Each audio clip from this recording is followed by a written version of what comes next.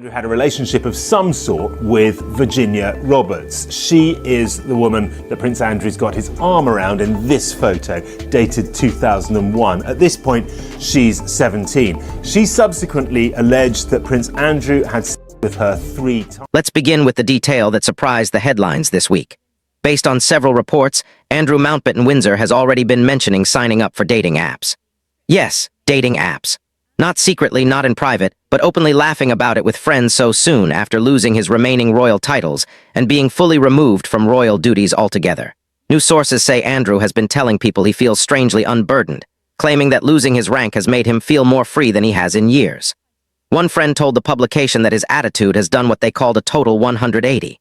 After years of embarrassment and isolation, he's now reportedly making jokes about going to the pub like an everyday man, hosting more get-togethers, and even saying he's excited to start enjoying life again. What stands out is not only the dating app talk, but how fast it appeared and how cheerful it sounds, especially compared to what we heard just days earlier. Very recently, there were serious reports suggesting Andrew was under a type of mental health monitoring due to fears he shouldn't be left alone for long stretches. Sources described him as extremely low, closed off, and emotionally unstable. Formerly Prince Andrew, of course, who appears to be spending Christmas somewhat alone. Well, at least we know his daughter Bea won't be there because she's chosen to go skiing with mates.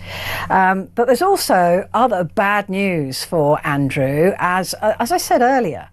The information was unclear, as it often is in situations like this, but the overall image was not encouraging. Now, only a few days later, we're hearing about him considering dating apps, planning weekend trips, and talking about reliving his younger days.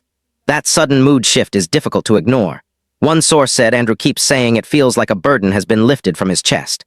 The friend added that he's enjoying not having to act royal anymore. No rules, no protocol, no expectations. Just Andrew, in his own view, finally free. Another source was even more direct. They said he's speaking about dating, traveling, and social life like he's 20 again, as if the past no longer exists. That same source also expressed disbelief, calling it absurd and somewhat sad given Andrew's history and the harm done to his reputation. Still, people close to him say Andrew truly believes he can enjoy life again. When people hear dating apps, it's easy to imagine Bumble, Hinge, or Tinder. That is not what those around Andrew are implying. Sources say clearly that he would avoid regular dating platforms. Any service he might use would be elite, invite-only, and focused heavily on privacy and secrecy. Of the Epstein files show more and more photographs of Andrew and, in fact, what he has done to the royal reputation. The parties, shooting parties, one party. These are the kinds of platforms built for wealthy individuals, celebrities, and high-net-worth social groups. Apps where profiles are screened, entry is restricted, and personal details are closely protected. Most are invitation only. That's the key point because privacy has always been important to how Andrew functions. While many would think he'd understand by now that true privacy doesn't exist, this is where the story becomes more disturbing for observers. Before exclusive dating apps and private concierge-style matchmaking became popular, Andrew was allegedly dependent on personal contacts to meet women. Over the years, reports have claimed that Ghislaine Maxwell was involved in introducing him to what were later described as inappropriate associations.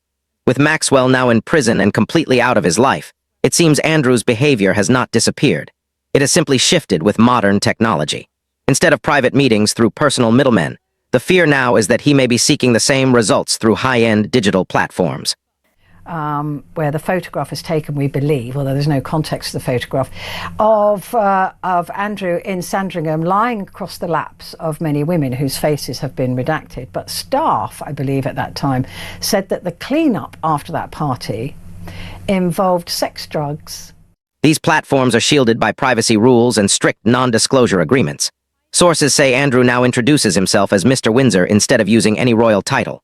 One friend recently shared that he claims being a commoner suits him, joking that he can live like everyone else, just with better wine on the table.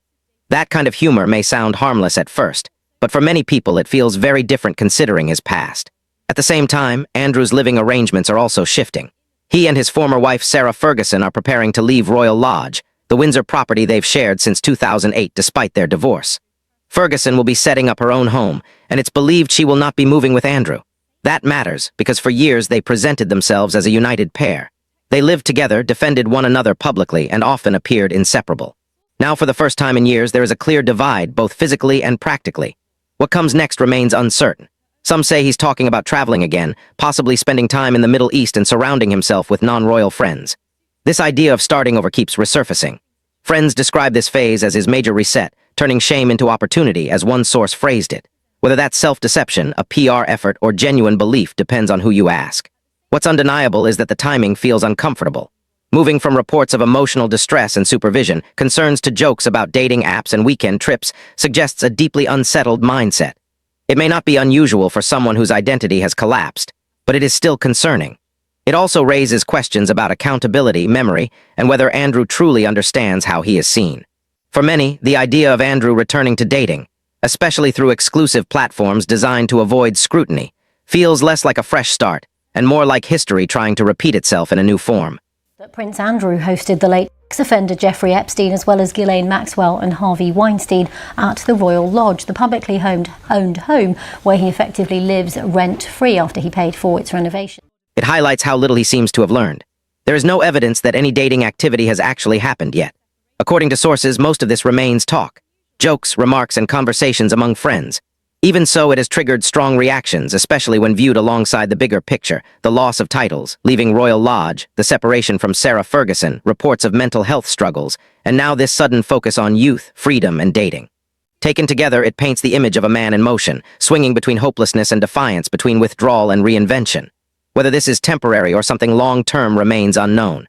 The full details are unclear, and much of what we hear comes through second-hand accounts, but the pattern itself has drawn attention. So I'll leave you with this.